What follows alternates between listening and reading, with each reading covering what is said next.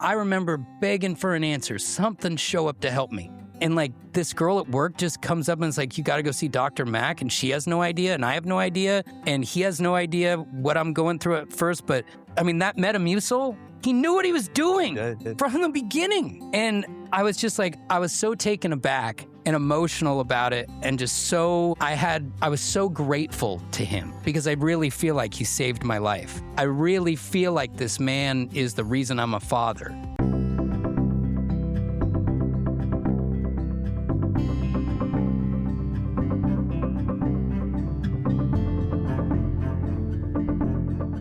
It's the Fit for Radio podcast, and I'm your host, Drew Tiedemann, right here in the middle of it all at the Stafford Hills Club up in the suites where work meets play. If you haven't been here, I say it all the time, and I know I might sound like a broken record, but I believe in it. This place is amazing. The sense of community is great. It's clean. It's new. It's got a saltwater pool, an amazing workout facility, and also the staff here is next level. They have no slouches on staff here, and you will notice it when you come. People hold doors, people smile, and bring a genuine sense of happiness. Also, Studio X just opened up, and I just did the High Rocks class last week, and I'll tell you, it put the burn on these legs. I had to take it easy for a couple of days after that. Get into that Studio X. Members and non-members can get on board right now. Hit it up at staffordhills.com and tell them Drew sent you if you want to join for half off your initiation.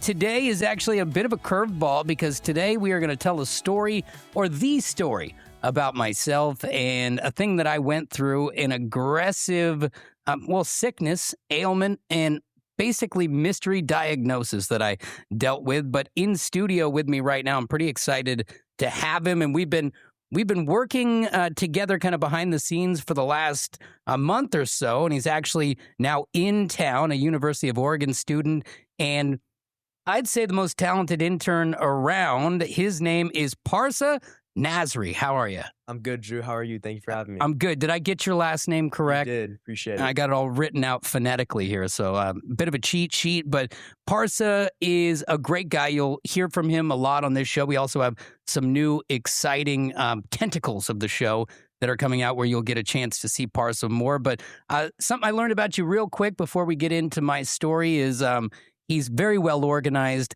He's got an energy and a smile that kind of draws you in, and made me excited to do my own podcast. And so I appreciate you being here and for diving right on to the show. That's big guts. Of course, yeah, I appreciate the opportunity. I'm looking forward to it, and I've already enjoyed the time we spent together. Well, that's awesome, and you're great. And pull that mic right up here. It's something I should have told you before, but hey, we're doing it on the fly. Too. I'm learning too. You're doing great.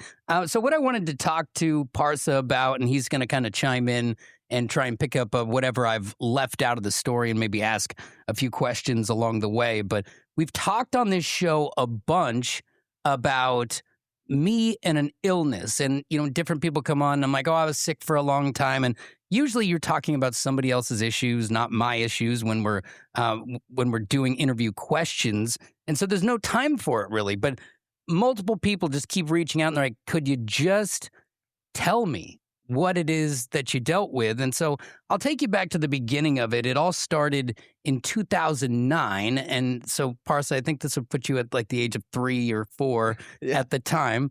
What year were you born? 2005. Okay, so 4 going on 5. Yeah. So pretty deep stuff at that point. But in 2009, I was 28 years old, and I went to a buddy's wedding down in Grants Pass, Oregon. And it was one of those things, you're just far enough out of college, also University of Oregon, go Ducks. Go Ducks. And everybody was still there. You go to weddings now and it's a little more, some people have fallen off, some people have lost contact. But when you're 28, all your boys and all your friends, all the ladies, they all come back from school and they're at the wedding. So I was really excited about it. The night before the wedding, we all kind of went out to this JD's, this local bar that everyone goes to. And people are having a good time, but I'm taking it pretty easy because I know there's a big wedding the next day and, you don't want to ruin the best of times by going a little too hard the night before. So I take it pretty easy and don't think much of it. Well, the next morning we wake up on wedding day and, there's a buzz about the place. All all the rooms in this entire hall are all people at the wedding. You know, you get to a small town like Grants Pass, Barca, and it is not a lot going on day to day. So you can fill up a hotel with your buds pretty quickly. And what I noticed when I woke up, though, I was like, I don't feel good. But I felt like, okay, am I hungover? Maybe I skipped the dinner part. Like, I never have had a big appetite back then, and I didn't know why, and it'll tie into this story. But so didn't think too much of it at the time. You're like, could be hungover, maybe skipped a meal the night before. Okay. Yeah, something simple like that. But it was weird because, you know, it's nice sunny weather. It's summertime in Southern Oregon, so it's warm, but I'm like shivering sitting at the pool. Like, I don't even want to get in the pool because I'm cold. Wow. Which, red flag right there. Like, you shouldn't be cold.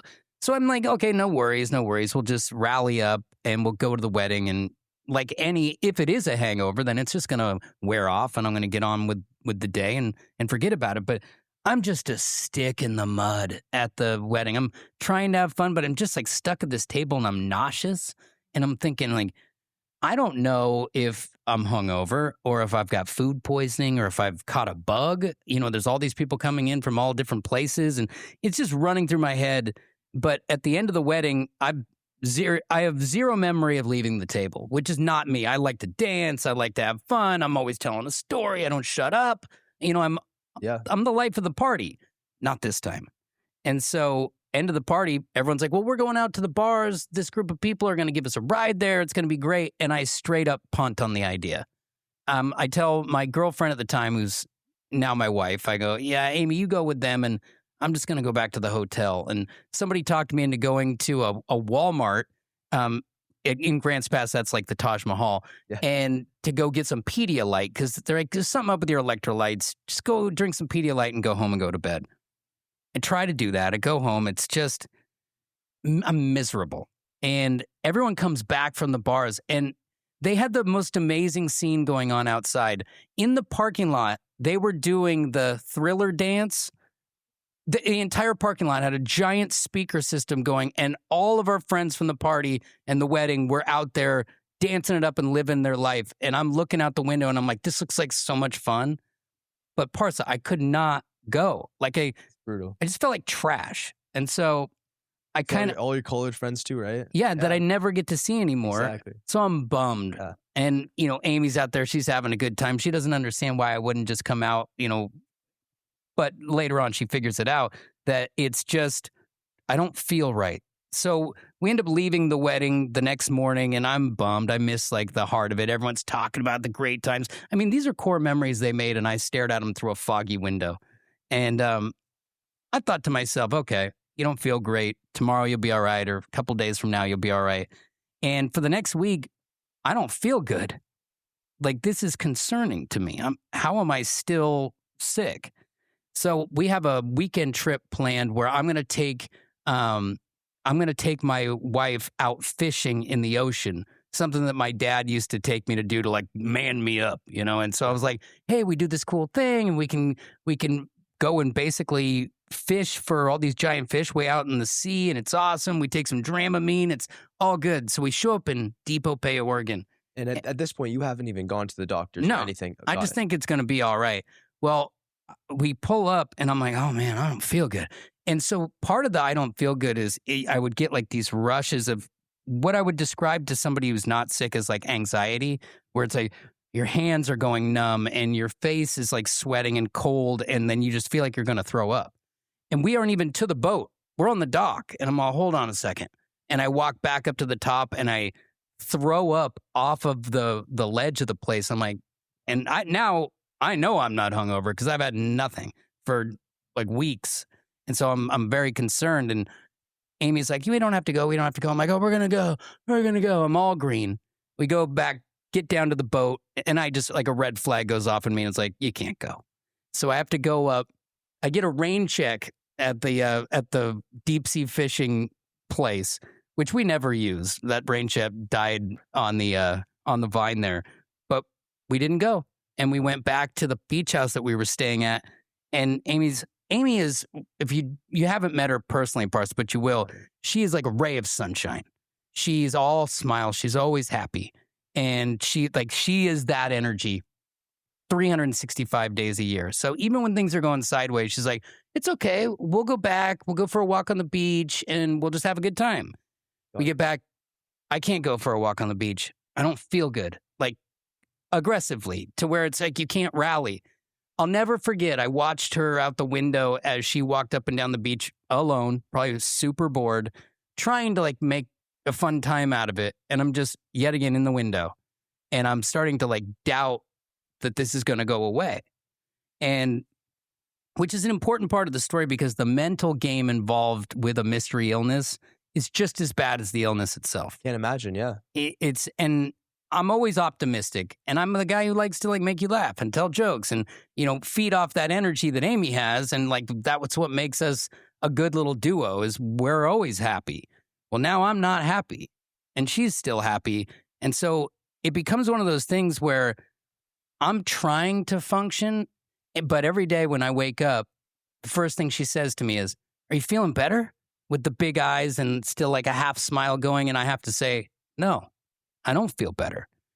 And I do that for a while without realizing the repercussions of doing that to someone whose light is so bright. And then you just throw a blanket over them every day.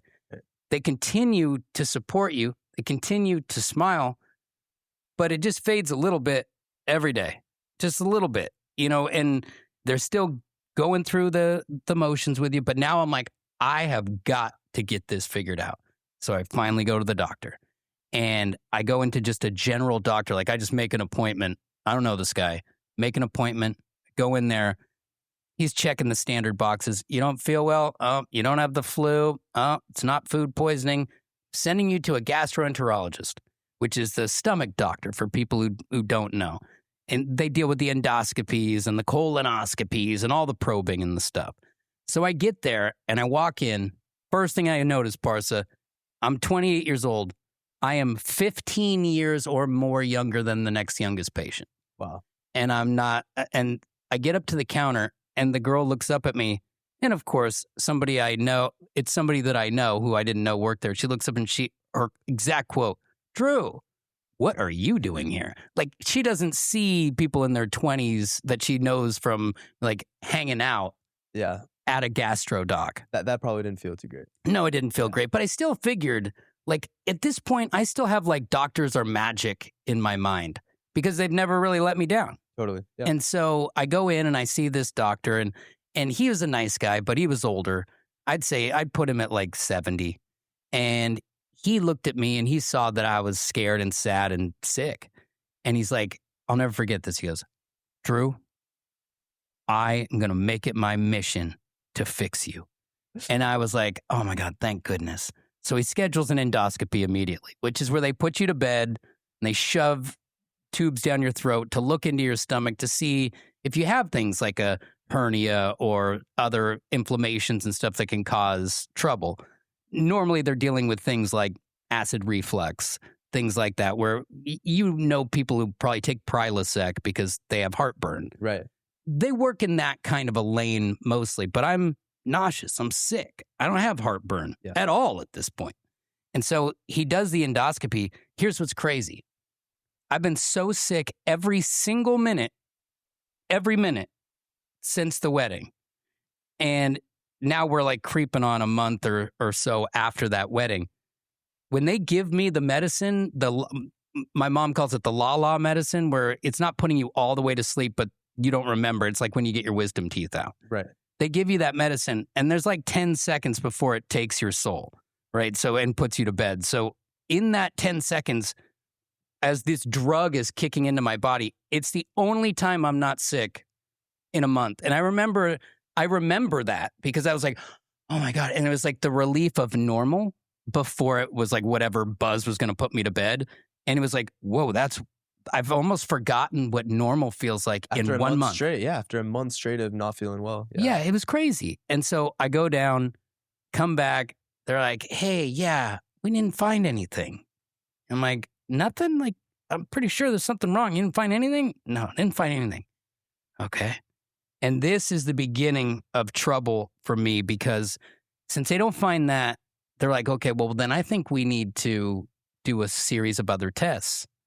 And I embark now on the mystery testing, which makes me the mystery diagnosis guy, where it is, I'm going in for CT scans, blood tests, getting put into all kinds of crazy monitoring devices.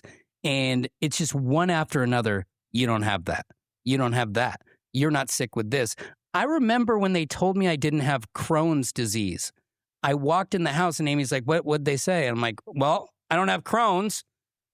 And was genuinely disappointed because I was fighting a mystery diagnosis, so I had no one to fight. It's like being in a room with the light off and somebody's walking around slapping you. Can you turn the light on so I can find out who I'm battling here? Give me a chance. But I had nothing. And that's when I really started to devolve. I was dissolving a little bit when it came to optimism and happiness. I could still have happy moments, and I could definitely, growing up as an actor, I could definitely fake it. And I did that a lot. But I was starting to lose hope.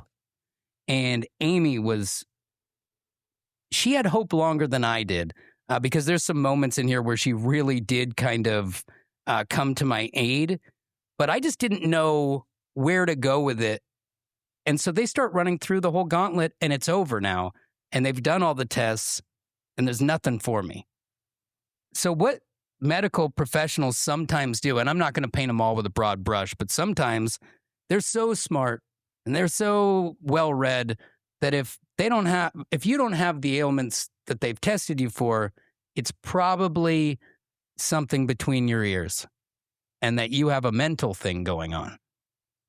And this is where I beg them to not go in this direction. I'm like, please, ask anybody who knows me. I'm a really happy guy.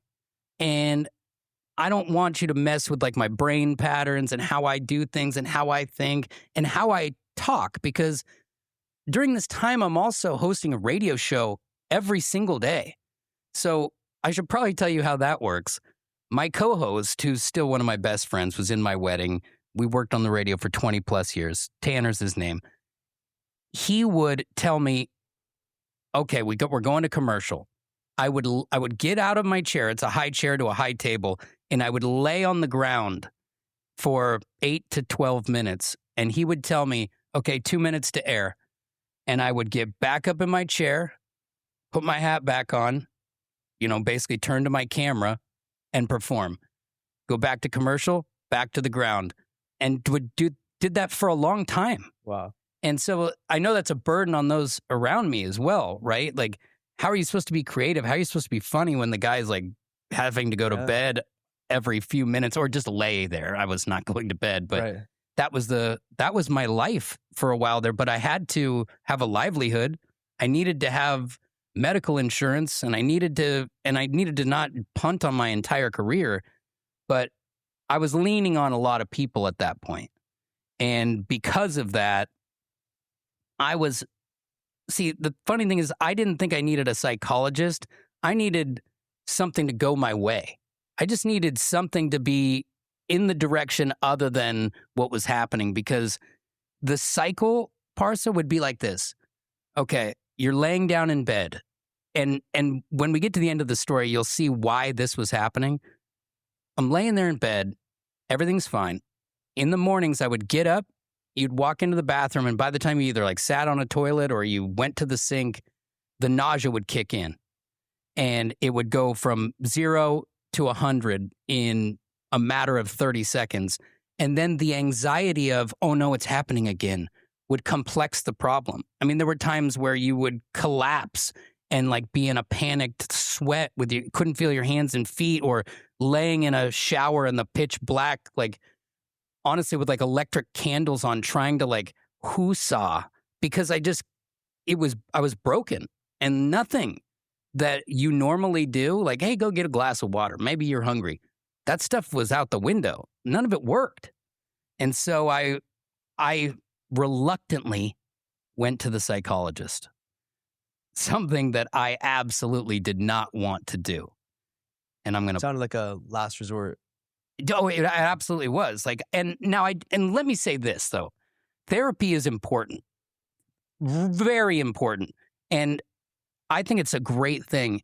In this scenario, for what I was going through, that wasn't what I needed. I needed a diagnosis, not to be told that I'm crazy or that and I know they don't like to use that word, but you feel like that when you're in a little room and you're telling them how it's going, and they're like, yeah, pretty sure it's in your head. It doesn't make you feel good, and it kind of makes you feel like all options are exhausted. And so it's doing the opposite of helping your mental health. But the real problem is the first day I ever went there, he pulled out a prescription pad and wrote me a prescription for Prozac.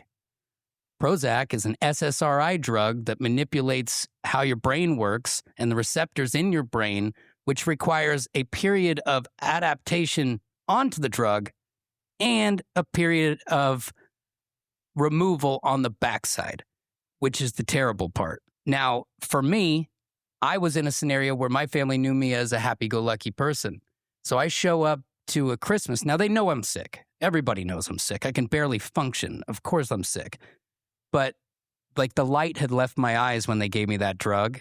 And it was like you could say something that was supposed to make you cry and I would sit dead-faced. It could be something that's so funny, dead-faced. And that's just not me. Which is exactly what you were worried about when they sent you to the... Yeah. That's why I begged him no. I'm sitting on a couch and I'll never forget, or a chair, and my family just basically goes like soft intervention. They're like, what's going on here? What did they give you? And stop taking it right now.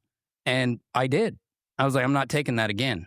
So I go into the guy again, and he goes, okay, let me write you a prescription for a new one.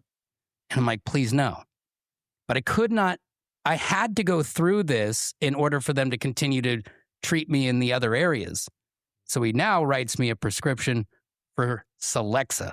The Fit for Radio podcast is brought to you by Motorsport Hillsboro. And I tell you all the time, they have the easiest and best financing to get you onto the toy that you're looking for. And one thing I've been talking about on here for a long time is a killer deal. And that is the Gas G Light Trail 2.0 electric mountain bikes. Now, these are pedal assist, so it's not like these ones that you see kids are flying around on. These are the ones that'll actually take you up into the woods and can take you longer, deeper, and into more beautiful places than you ever thought imaginable. You know that trail you love to take, and sometimes it's just too much for you? Well, this bike will power you right up to the top of that. You'll get that pristine picture, and if you're riding with other people, they'll think you're quite the tough guy. Check them out today at motorsporthillsboro.com. It is $21.99. That's 60% off MSRP right now. Save yourself well over $3,000. And like I said, the easiest and best financing at Motorsport Hillsboro. Also brought to you by Axiom Plumbing, Sewer, and Septic. One thing I love about partnering with great companies is bringing great deals to you. Tell them that I sent you and get up to $500 off a new water heater. Something I dealt with recently, a super pain in the neck, but nice to get that discount. Also 10% off any service for new customers with the promo code DREW. So Axiom Plumbing, Sewer, and Septic, all things water and waste. Any job in the Portland area, including Vancouver, get you dialed in. What I love about Bruce, born and raised Oregonian, this isn't private equity. This is a locally owned and operated company, AxiomPDX.com. Tell them Drew sent you. And when they gave me this Celexa, it was just more of the same. It wasn't Prozac. It was a little easier on me as in the zombie mode, but it also was new side effects. More of me not being me. And when you're hosting a radio show where they only hired you because you are you're worried that, okay, now are we just not funny anymore? Do we not get like the joke? There were just 1,000 things. To me, it was like ripping cigarettes when you're a singer. Like, I don't need to be on something unless I need to be on something. If I was depressed, then absolutely give me the drug. But the guy who wrote the prescription the first day he met me, I thought that was irresponsible. And I actually saw him on a golf course years later, and I still had so much resentment that I was like, I was actually with my wife on the golf course. I'm like, you see that guy over there? That's him. And she's all, just chill. You're on a golf course. I'm like, I'm not going to go talk to him, but I can't believe how mad at him I am still, just because of what I went through. And it's not like he can change whether or not somebody's, how they're going to react to a drug, but just talk to me for a bit before you do it. And I would urge anyone to do that, whether you're giving SSRI drugs or you're giving someone a pain prescription or you're giving somebody even an advanced allergy med. Let's talk about it. I think that's part of it. And so I did not talk to that guy on the golf course, but I did remember how frustrated I was because I tried this Alexa for a bit, Parsa, and I finally realized that it wasn't going to fix the problem. So I went to tape her off of the stuff. And I don't know if you know this, but it gives you brain zaps. Have you heard about this? No, I haven't. It makes your brain feel like your skin is crawling inside your scalp, or your brain is like tickling inside your scalp, or like these zaps or waves would come over you. And it almost was debilitating for a second or two at a time. But I like it. I always used to say it's like somebody put a car battery, like attached it to my ears or something. It's like, yeah, like these weird, I can't even explain it other than like just so that's when much. You're tapering off of it. Yeah. So it was almost like a withdrawal symptom? Yeah, so it's as the receptors are clearing off, is what my understanding is you go through these things. So as soon as I was able to remove myself from that, I was like, never again will anybody ever get to tell me that the medicine that I'm going to take. And if I decide that you're incorrect, then I'm not taking it. And I think everyone should do that. Now, don't be an idiot. And don't sit there and think you're smarter than a doctor if you're not, and I'm not. But I also learned the hard way from 2 times over. You couldn't put me on a third one of those at knife point. I'm not doing it because, especially as a father now, I would have been the most miserable dude to be around, or just not there. He's in the chair, but he's not there. Be like a 1950s dad who's exhausted and doesn't want to talk. That's what I would have been for my kids. But at this point, kids are so far out of the realm of something that I'm even thinking about because I'm just sick. And one day, I'm at work and a coworker, her name is Mandy. She was talking about this cool new doctor that she got and how he was like a wizard with working through her problems. And I thought to myself, well, maybe he could help with my problems because nobody else can. And so I go, what's this guy's name?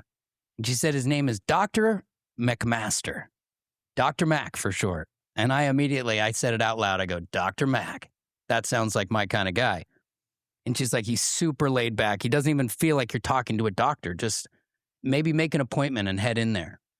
So I'm like, okay, I'm going to go see Dr. Mac. Sight unseen. And this guy's treating like lady issues. But I'm like, I just want to find out if somebody new can help me.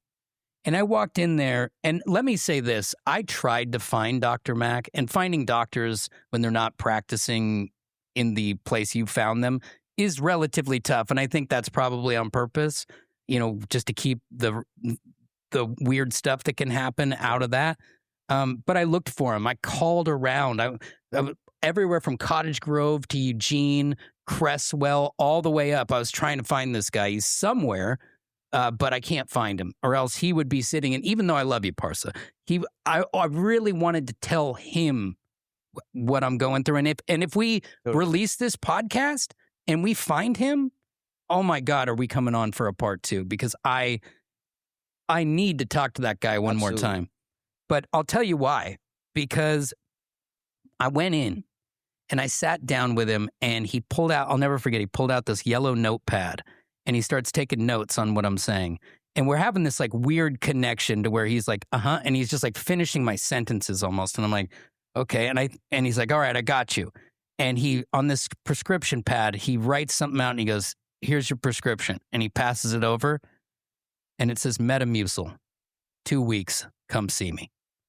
Metamucil? For those who don't know, that's psyllium husk. It's used to, they say, get your poop in a group.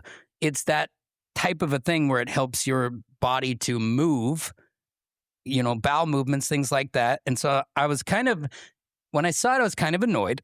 And I remember thinking like, oh, great. I come to see the wizard and he sends me home with Metamucil. Right. So what do? I go home. I got nothing to lose. Metamucil, 2 weeks. I come back in. I sit down in front of him and he says, all right, how'd it go? Where are we at?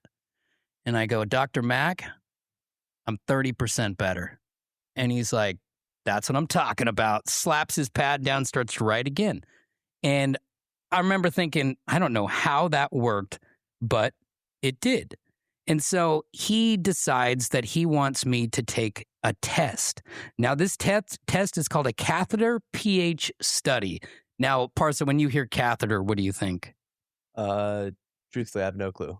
Okay, a lot of people hear catheter and they think it's going into your man parts. Okay. That's what a catheter, like if you're in a hospital and they say, we got to put a catheter in, you reach for your most prized possession and say, no, thank you. Got it. But sometimes you don't have a say. Good news in this story, it was not that type of catheter. The catheter pH study, listen to this.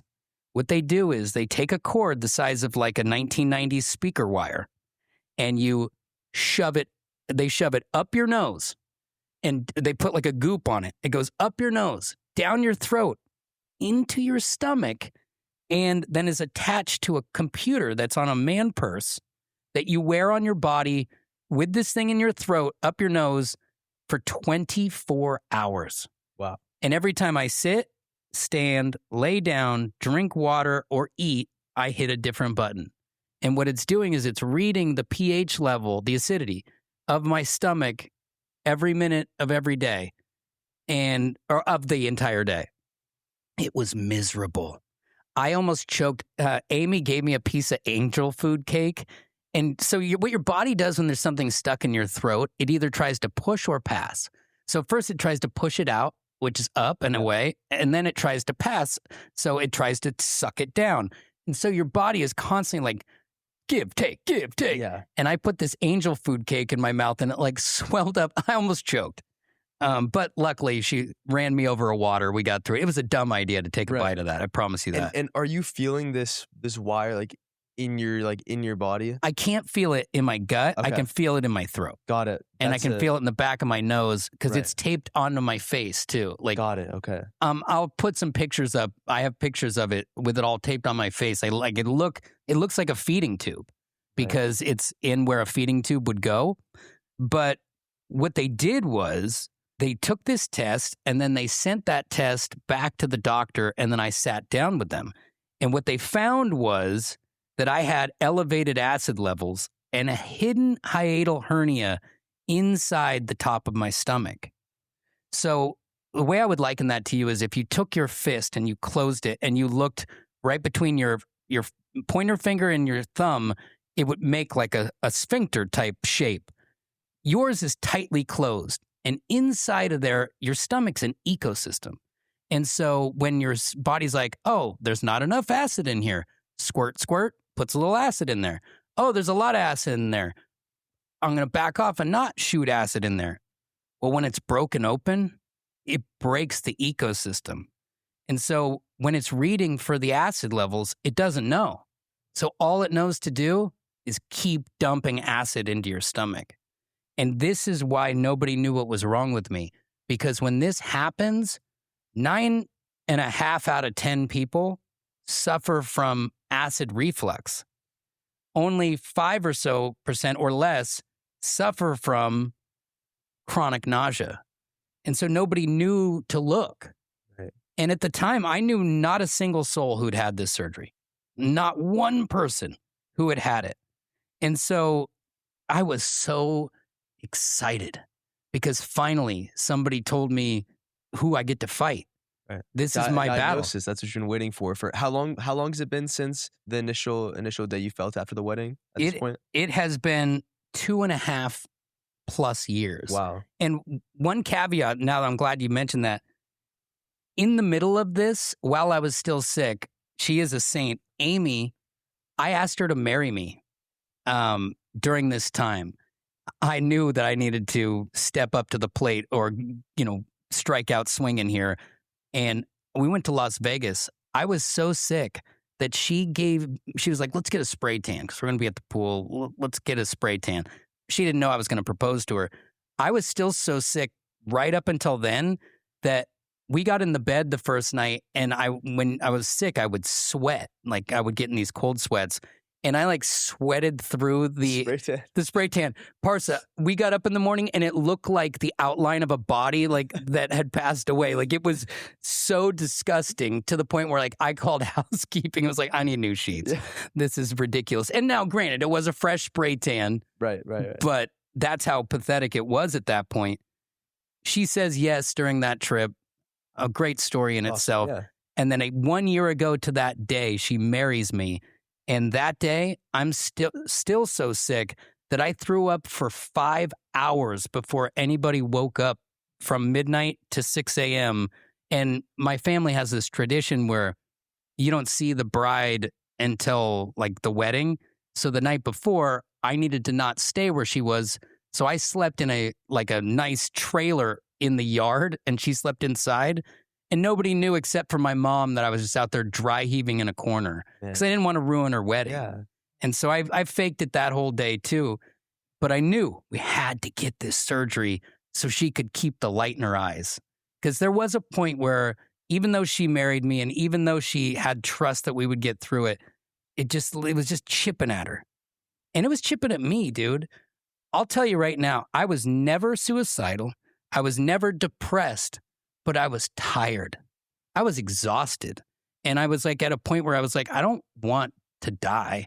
And I would actually ask myself these questions because it wasn't necessarily my line of thinking. I would be like, I don't want those things, but I want to rest. And I think that's where you get into a scary place when you're like, oh, I'm not depressed, but I'm tired. And if you're tired, it's the beginning of all that. You know, that stuff's coming for you next. And I knew it. And so it was just it sounds like it went from not only being physically straining to mentally straining, right? Mm-hmm. Not only for you, but also for Amy as well. Absolutely.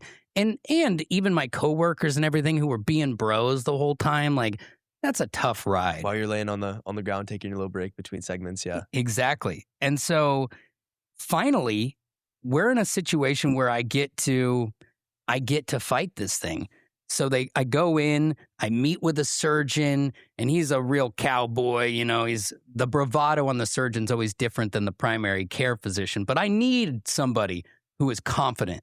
And it's scary, right? When you have laparoscopic surgery where they go into 5 holes, you still sign your life away. You still tell them that you still have to sign the thing, if I die, then it's my bad. And that's very frightening. But I would not have given it back for a moment at that point. So I go meet with the surgeon, and then my primary, Dr. Mac, said, you need to come back and you need to meet with me one more time before the surgery. I go, okay. So I go in there, and he pulls out the yellow pad, the glorious yellow pad. Yep. And he goes, okay, this is what's going to happen. He starts to break down the surgery process from the moment I walk into the hospital. And then he gets through all the technical stuff. And then he's like, okay. And then post-op, the following things are going to happen. You're going to have this type of soreness. It's going to be hard to eat. Here's the side effect. You will be on a liquid-only diet for 30 days. 30 days. And I don't know if you've known somebody who's gone through that. I weigh 165 pounds. I lost 30 pounds. Wow. At the time, I weigh 165 now. I weighed 155, so it took me all the way down to 125. It was, and we'll get to it, but I mean, it is the most daunting thing ever to not eat a solid food for 30 days. I got my wisdom teeth out, and I think I had to drink only liquids for maybe three days, and that felt like an eternity. And it's so like sucking your muscles off your body. Yeah. It's so much. But it had been nearly 1,000 days. And, 3 years is a long time. So I didn't care. I was like, okay, sounds good. And he walks me through the whole deal. And then he's like, post-op, they're going to give you this many pain meds, and it's not going to be enough. And I'm like, I'm sure it's enough. I'm like, I'll have some Advil on the back end. It'll be enough. He's like, no. It's not going to be enough. And so he writes me a backup pain med prescription for when they say that it's enough. And so, they are pain meds. So I'm like, okay, I want to be cautious about this. He's like, scratch all that right now. Take that home. And when that empties, fill that. And I said, okay. Sure as heck. We get done with the surgery. My mom comes to town. My wife's there. I can't work. I can't do anything. I got holes all over me. We do the surgery. We're back at the house. First day, my mom's like wanting to like flush the whole thing of pain meds. And I'm like, I don't know. The doctors seem pretty concerned. I'm in a lot of pain here. So I didn't let her do that. He was 100% correct. Down to the minute. Everything that happened, Dr. Mac was right. It was the weirdest thing, right? Yeah. So I fill the prescription. I do what he says. Everything works out. I lose the 30 pounds. My tailbone hurts. My butt cheeks hurt from even a nice soft cushion like you're sitting in right now. Painful because it's just bone on. It's bone on bone. Yeah. Bone on bone. No fat to. Nothing. Yeah. And so for me, it was a tough time, but at least I had this. I had basically a guidebook from Dr. Mac of how I was going to get through it. And so we go to the post-op and I'm sitting there and I'm talking to him and I'm excited because the one thing I haven't told you yet, I lost 30 pounds, but guess who's not sick? Me. Yeah. For the first time in 1,000 days, I'm taking chicken noodle soup, putting it into the magic bullet, like a NutriBullet, blending it until it is just a froth, chicken froth. Yeah. And eating it with a smile on my face because I'm not. Because you're not sick. Not sick. Yeah. And I'm not on their crazy SSRI drugs. Like it's me in there. Like I'm tired and I'm a little malnourished, but it's me and I can feel him in there. And I can feel myself coming back. So I'm so excited to talk to Dr. Mac. And I get in there and it's the craziest thing. This is one of the most important and amazing parts of the story is I walk in there and I tell him what's happening and how we're progressing. And he's so happy and he's so excited. And I'm like, but Dr. Mac, like, how did you know what to do? And Parsa, this is nuts.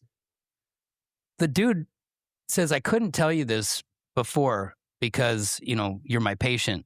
But now that your surgery is done, dude lifts up his shirt, has my 5 holes.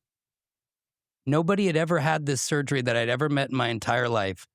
And Dr. Mac had my surgery. That's wild. And like, I just remember like my skin is crawling right now. I remember just thinking like, is that like a guardian angel? Like, is that like, I remember begging for an answer, something show up to help me. And like this girl at work just comes up and is like, you got to go see Dr. Mac. And she has no idea. And I have no idea. And he has no idea what I'm going through at first. But I mean, that Metamucil, he knew what he was doing. He did. From the beginning. And I was just like, I was so taken aback and emotional about it. And just so, I was so grateful to him because I really feel like he saved my life. I really feel like this man is the reason I'm a father. I feel like I could look at any of my girls and be like, you don't exist, you don't exist, you don't exist for sure if this doesn't happen. Because I wasn't in a position to be a good dad, to maintain my marriage. She married me on hope, right? Like she loves me and she always did, but she's also hoping that we can get better, right? Like nobody wants to sit and dwindle. You can be the most fun-loving person. You will get over it. It just is what it is. But she didn't. And it was the wildest thing for me that he did that in that moment and that it all worked out. And so what's crazy is after that, I started to gain the weight back and I started to like feel like myself again. I started to gain an appetite. And since I feel like my stomach was always a little herniated. And that's why I never ate very much. Like before I was sick even, my wife would order a meal and I'd just be like, can I just have like a tiny bit of that? Like I wouldn't want a meal. I'd waste so much food. And she was always like, God, you make me feel like a lunch because like you don't get dinner and then I do. But I'd always tell her, I'm not normal. There's something wrong with me. And now I know that my stomach was blown open on the inside. Right. And for anyone who's like, oh, hernia, oh, I've had one of those. Not an abdominal wall hernia. inside your body, holding your stomach closed, the very precious thing that makes it work. That, like, take this fat knuckle in the middle of the pointer finger and just imagine it's swollen 3 times wide.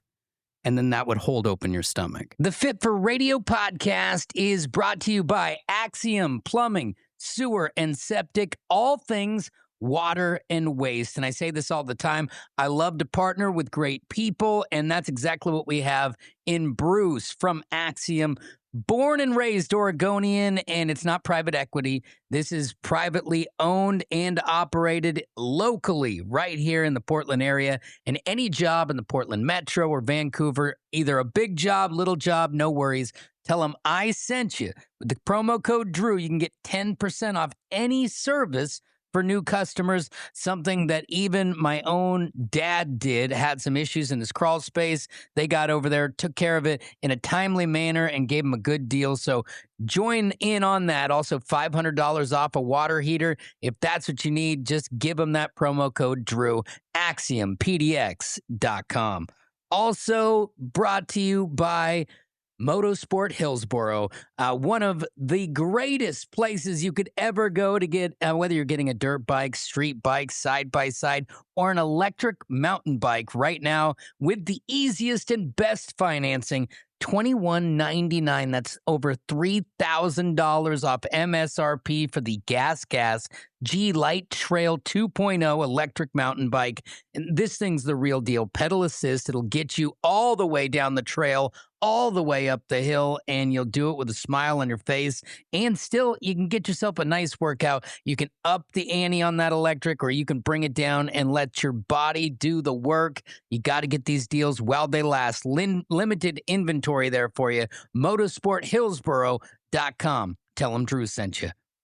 And brought to you by the Stafford Hills Club, where we record each and every one of these podcasts. And it is the spot to not only get into shape, but also build community. The nicest people you will ever see. Spent some time at the pool yesterday, worked out in the gym, hit the sauna today, and you feel spoiled, as you deserve to be. So get there and get in where you fit in at StaffordHills.com.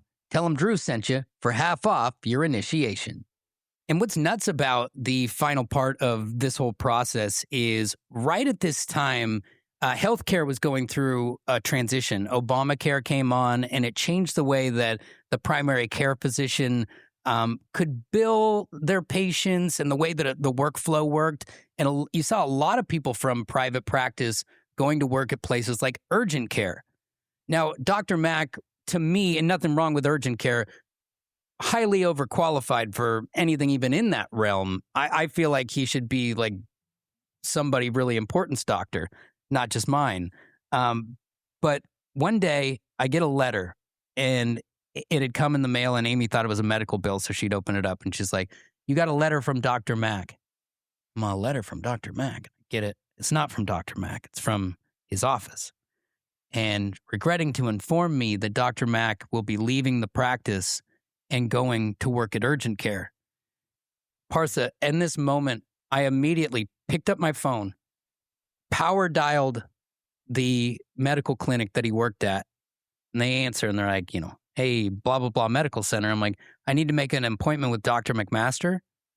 And they said, oh, well, he's just about full up. He only has one appointment left on his last day. Last appointment, actually. I go, that's mine. I'll take it. And they're all, what's wrong with you? I'm like, just some like complications and stuff from my surgery. Lie. Straight up lie. Because I had to have a reason. But what I wanted to do is I needed to go say goodbye to my dude. And this is funny because I've told this story so many times, and it's the only part of the story that actually makes me like want to cry. I go in there and he sits down and I'm like, hey. He's like, hey man, what's going on? Like, he's concerned because there's a note about my surgery. And I'm like, it's actually none of that stuff. There's nothing wrong. Everything's great. And he's like, well, what's up? I'm like, I just got to tell you that I have to thank you for saving my life. And he's like, oh man, and he tries to deflect. And I'm like, no. No deflection. If it wasn't for you, I wouldn't be married. If it wasn't for you, my job would be gone. If it wasn't for you, and I didn't even know I was going to be a dad, but all the things that I knew I was going to be because he saved my life. And I said, everyone else gave up on me. Everyone else thought it was in my head. Everybody else thought that there was something going on. And the reality was I just needed somebody to care enough to go through it with me, not to refer me to the next doctor, not to punt, but to do this with me. And he said, Drew, the funny thing is I want to thank you too. And I'm like, what do you want to thank me for? And he's like, when you become a doctor because you want to help people and you want to save lives and you want to just alter what is a negative into a positive. And this is at a time, if you think about, this is during the Pillapalooza. This is where pharmaceutical drugs are out of control and people are treating people like him like a pill mill.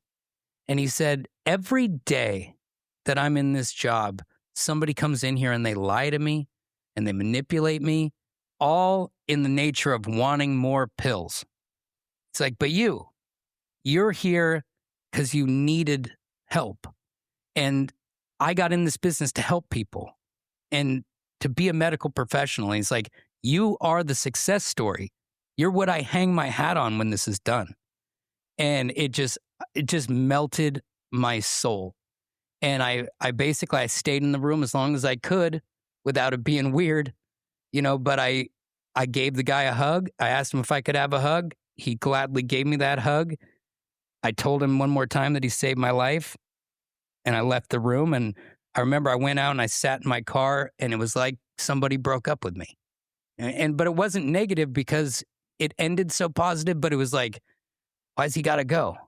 I don't really need him right now, but I'm going to need him someday. And why's he got to go? And that's why, and I wish that I'd known that I would never see him again and that I would never be able to write him a message again. Years ago, I found someone with his name on a medical chat board. Dude, I just went review crazy. I'm like, 5 stars. Just, this is the man. This is the guy. This is your savior.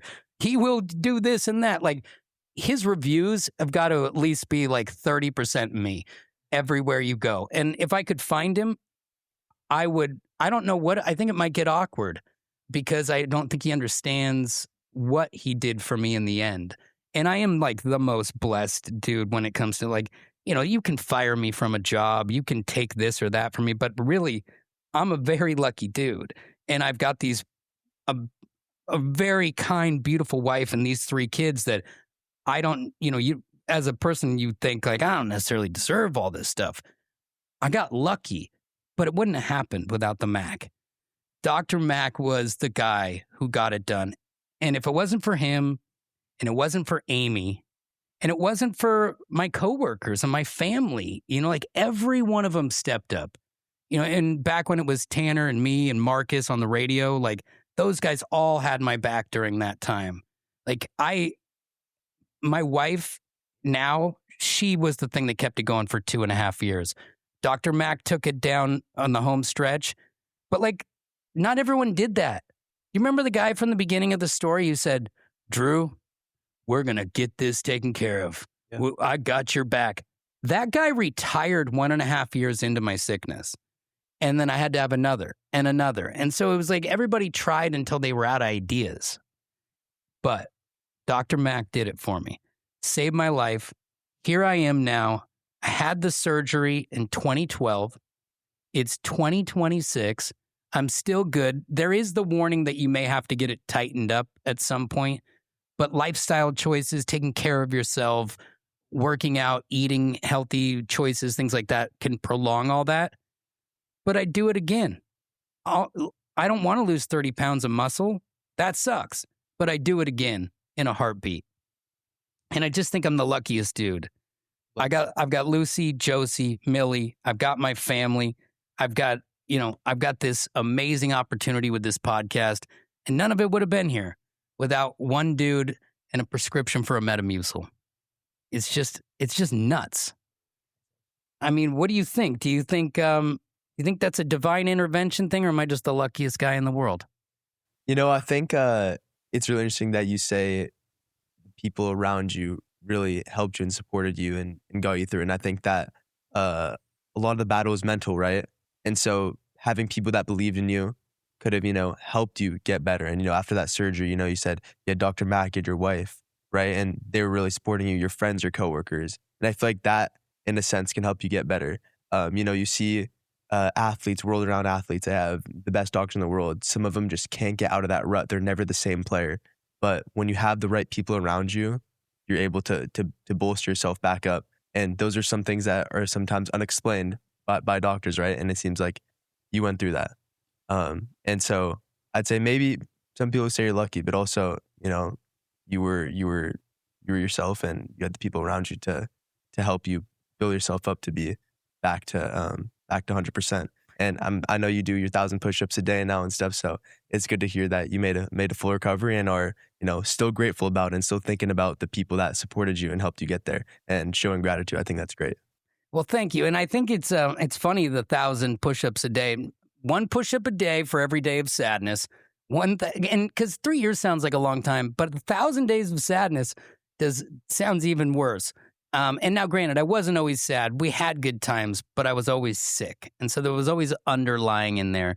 And I think it's really just a testament to having a good support system. But even when it seems bleak and it seems like there's no way to turn, it's not over. And that you still have hope. And I think about the most hopeless moments. And now I just wish I could go back and tell that dude that it was going to be all right.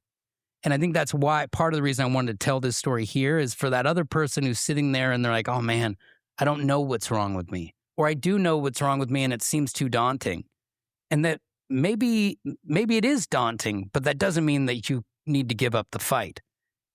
Or never accept that there is no answer.